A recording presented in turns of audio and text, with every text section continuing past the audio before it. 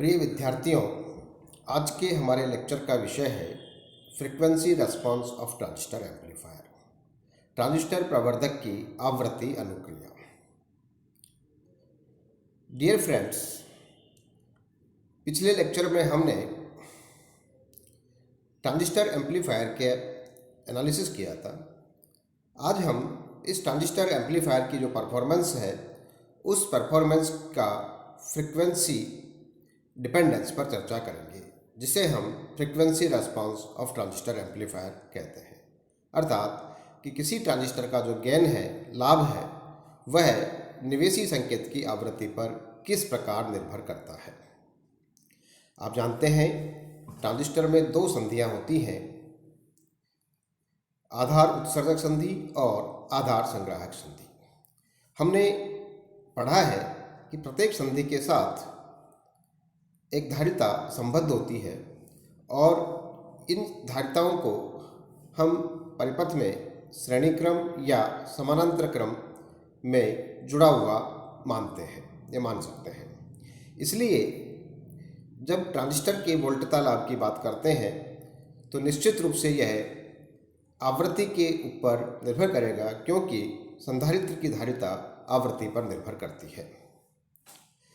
Transistor प्रवर्धक के लाभ तथा निवेशी संकेत की आवृत्ति के बीच जो वक्र खींचा जाता है, उस वक्र को आवृत्ति अनुक्रिया वक्र कहते हैं, फ्रीक्वेंसी रेस्पॉन्स कर्व कहते हैं, जो कि चित्र में दिखाए अनुसार प्राप्त होता है।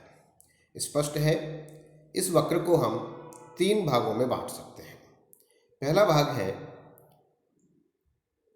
मध्य आवृत्ति परास, एक भाग को कहेंगे अल्प आवृत्ति परास और एक भाग को हम कहेंगे उच्च आवृत्ति परास। अब हम इन तीनों क्षेत्रों की विस्तार से अलग अलग चर्चा करते हैं।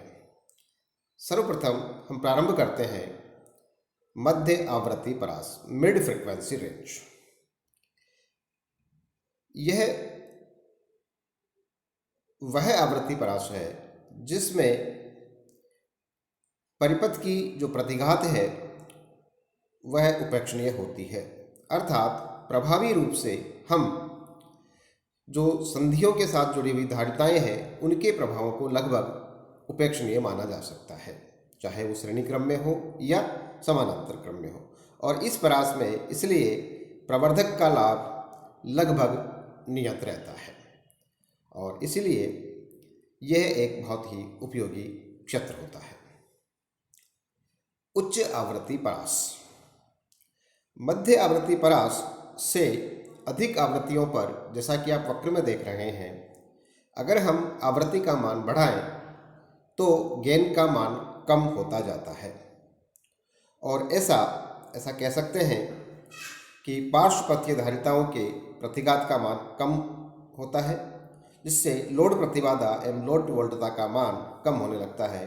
और जैसा कि वक्र में बताया है, प्रवर्धक का लाभ भी कम होता जाता है। ट्रांजिस्टर की संधि धारिताओं के कारण लोड्स के पार्श्वपथ में प्रस्तुत धारिताओं का प्रभाव इस क्षेत्र में कम होता जाता है। तीसरा क्षेत्र है जिसे हम कहेंगे अल्प आवृत्ति परास। मध्य आवृत्ति परास की आवृत्तियों से कम आवृत्ति पर, अर्थात अगर आवृत्ति को हम क्रमशः कम करते जाएं तो श्रेणी पथीय धारिताओं का प्रतिघात बढ़ने लगता है और जिसके कारण निर्गत धारा कम और लोड वोल्टता, अतः लोड वोल्टता का मान कम होने लगता है। मध्य आवृत्ति परास को बहुत स्पेसिफिकली परिभाषित करना आसान नहीं है, इसलिए हम इसे एक दो सीमांत आवृत्तियों के मध्य सीमित करते हैं और जिसे अल्प आवृत्ति परास की धारिता को आवृत्ति को हम FL और दूसरे तरफ की अर्थात जो उच्च आवृत्ति क्षेत्र की ओर की जो आवृत्ति है उसे हम FH से कहते हैं।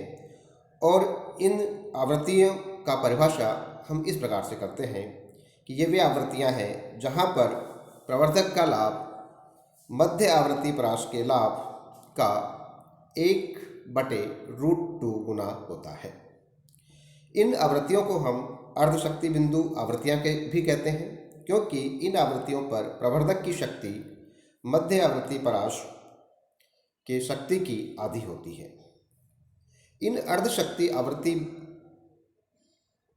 का जो अंतर है प्रवर्धक की बैंड चौड़ाई कहलाती है, जिसे हम कहते हैं डेल्टा F बराबर FH माइनस FL, जो कि किसी भी ट्रांजिस्टर के ऑपरेशन का एक महत्वपूर्ण कारक है, जिसके ऊपर ट्रांजिस्टर की कार्यप्रणाली और दक्षता आदि चीज़ें और उपयोग निर्भर करते हैं।